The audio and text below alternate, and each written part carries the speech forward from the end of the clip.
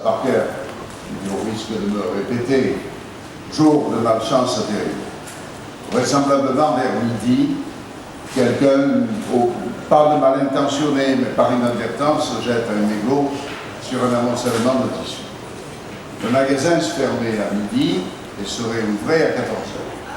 C'est un jour de très fort mistral.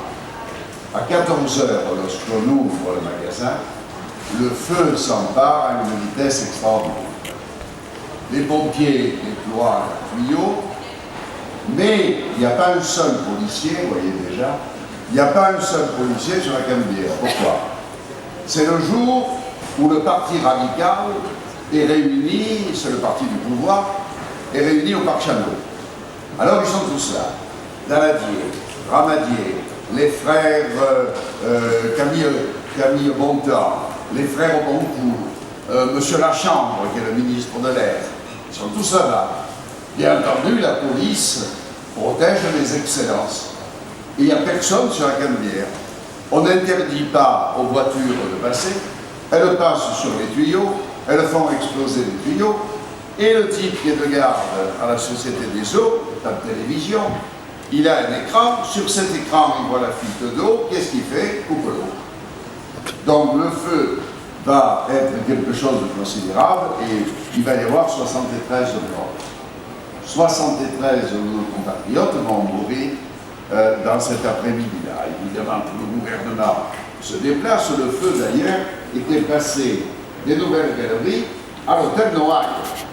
À l'hôtel Noailles, il y a quelques années, nous avons acheté pour en faire un cadeau à l'État pour qu'il en fasse un commissariat de police. C'est un drame sans précédent. Bon, c'est dans l'histoire de M. Tasso. Mais avant que d'arriver ce drame, M. Tasso, il a été député, il a été ministre. À ce moment-là, on prend le train pour aller à Paris.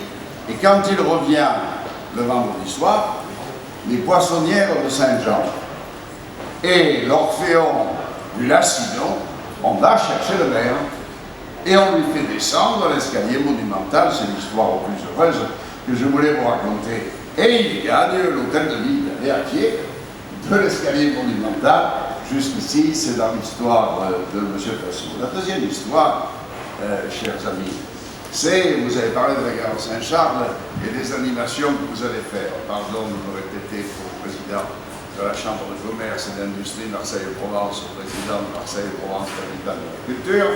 1860, arrive le premier train. Donc tout le monde se mobilise. Alors, il y a le préfet, les autorités, tout le monde est là, le chef de gare, et en plus, à l'époque, on demande à Monseigneur de Mazenot, qui est l'évêque et qui est en même temps sénateur, on lui dit il faut venir bénir la locomotive. Celui-là s'exécute. Tout le monde est là.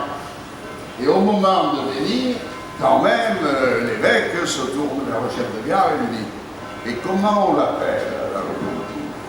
Et le chef de gare, sans hésiter, lui dit Lucifer. Alors l'évêque a replanté son goupillon dans le bénitier, et il a dit au clergé qui l'accompagnait, on s'en va. Voilà, deux anecdotes, une triste, une plus marrante, pour compléter, vous inciter à parler.